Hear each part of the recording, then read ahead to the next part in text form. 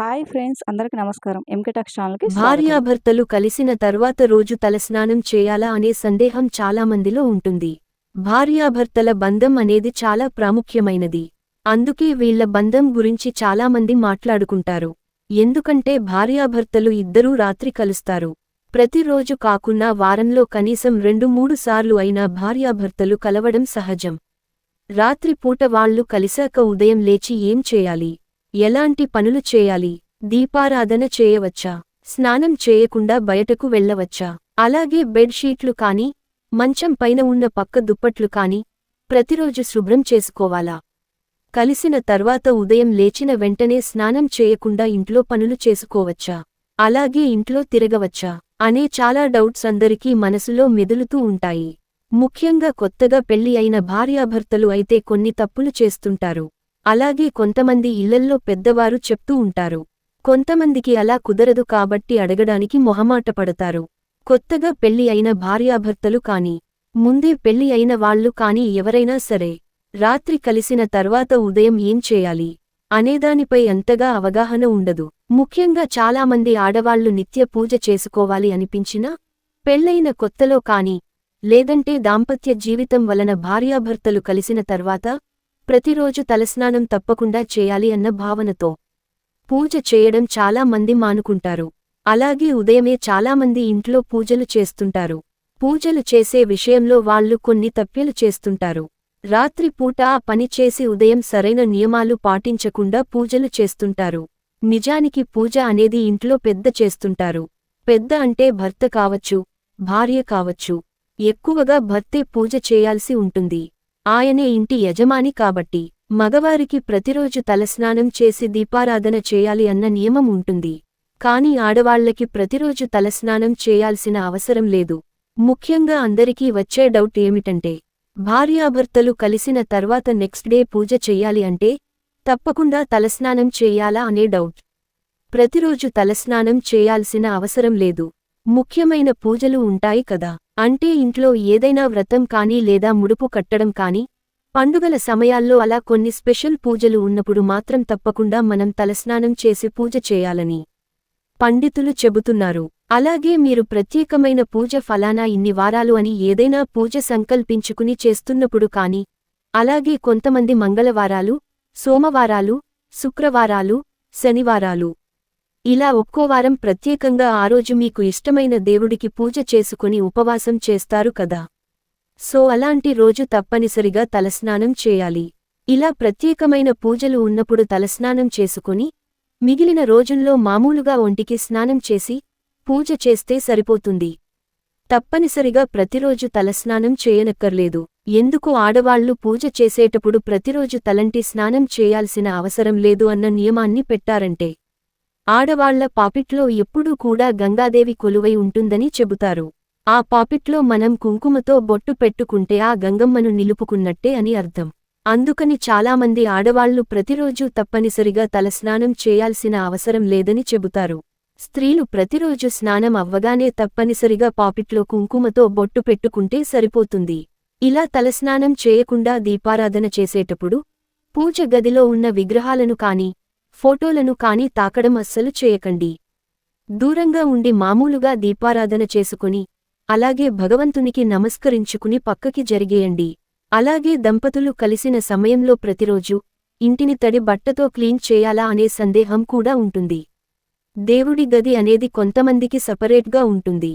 కొంతమందికి హాల్లో, మరి కొంతమందికి కిచెన్లో ఉంటుంది.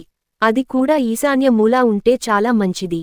బెడ్రూంలో అయితే దాదాపుగా దేవుడి గది ఎవ్వరు పెట్టుకోరు, పెట్టుకోకూడదు కూడా. సపరేట్గా కిచెన్లో దేవుని గది ఉన్నప్పుడు ఆ కిచెన్ వరకు మాత్రం తుడుచుకోండి.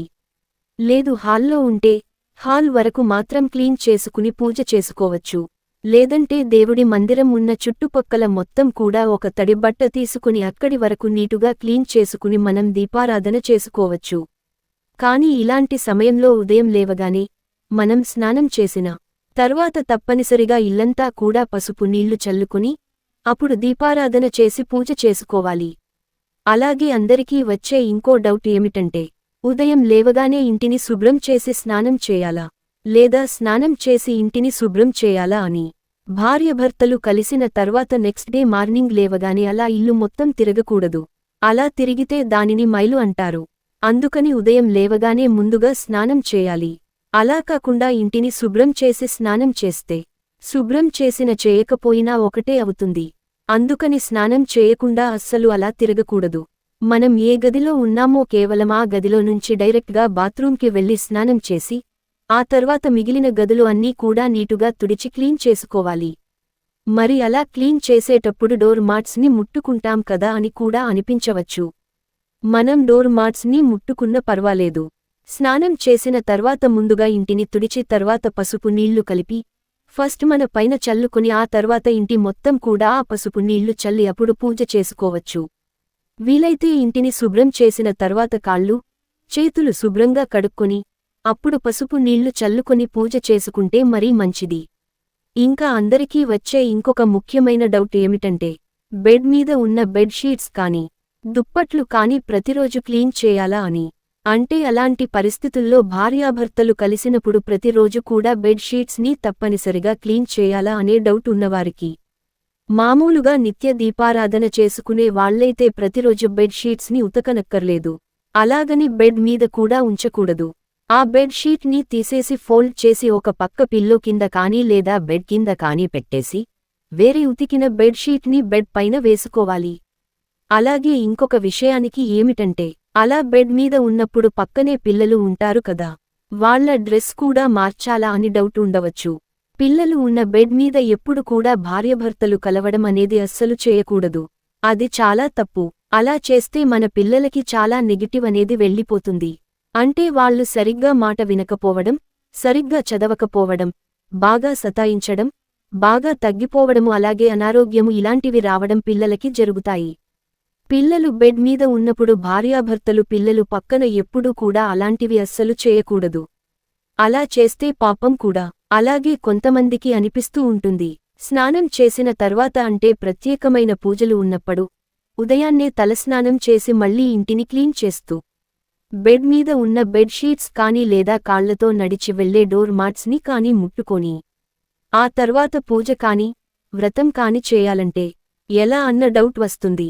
అలాంటప్పుడు ఉదయాన్నే లేవగానే మామూలుగా నీటితో స్నానం చేసేసి అంటే సబ్బు రుద్దుకోకుండా జస్ట్ నీళ్లతో ఒళ్ళు మొత్తం వాష్ చేసుకుని మీరు వేసుకున్న డ్రెస్ తీసేసి వేరే డ్రెస్ వేసుకుని ఇల్లు మొత్తం శుభ్రం చేసుకుని నీటుగా క్లీన్ చేసుకున్న తర్వాత తలస్నానం చేయొచ్చు.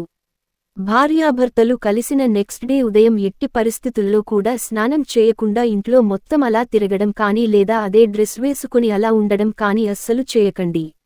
అలాగే వంట చేయడం అనేది కూడా అస్సలు చేయకూడదు. అలా చేస్తే అది పాపంగా పరిగణించబడుతుంది. సో ఇవన్నీ కూడా మనకు ఇంట్లో కటిక దరిద్రాన్ని తెచ్చిపడతాయి. అందుకని తప్పనిసరిగా దంపతులు నెక్స్ట్ డే మార్నింగ్ లేవగానే మొదట మనం చేయాల్సిన పని స్నానం. బయట బాత్రూం ఉన్నవాళ్లు బయటకు వెళ్లి స్నానం చేయాలి. లేదా బెడ్రూంలో అటాచ్ బాత్రూం ఉంటే అదే రూంలో స్నానం చేసి ఆ తర్వాత ఇంటిని శుభ్రం చేసుకోవాలి. అలాగే ఇంకొంతమంది ఇంట్లో పెద్దవాళ్లు పూజ చేసుకుంటూ ఉంటారు. మాకు ఎలా ఉండాలో, ఏ నియమాలు పాటించాలో తెలియట్లేదు. ఇలా భార్యాభర్తలు కలిసిన తర్వాత ఎలా ఉండాలో, ఎలా ఉండకూడదో అలాంటి తెలియని వారికోసం ఇంట్లో పెద్దవాళ్లు పూజ చేసుకున్నప్పుడు మీకంటూ ఒక సపరేట్ రూమ్ ఉన్నట్లయితే తప్పనిసరిగా మీరు స్నానం చేసిన తర్వాతే ఆ రూంలో నుంచి బయటకు రావాలి. స్నానం చేయకుండా అస్సలు ఇంట్లో తిరగకూడదు. ఆ గదిలో నుంచి బయటకి కూడా రాకూడదు.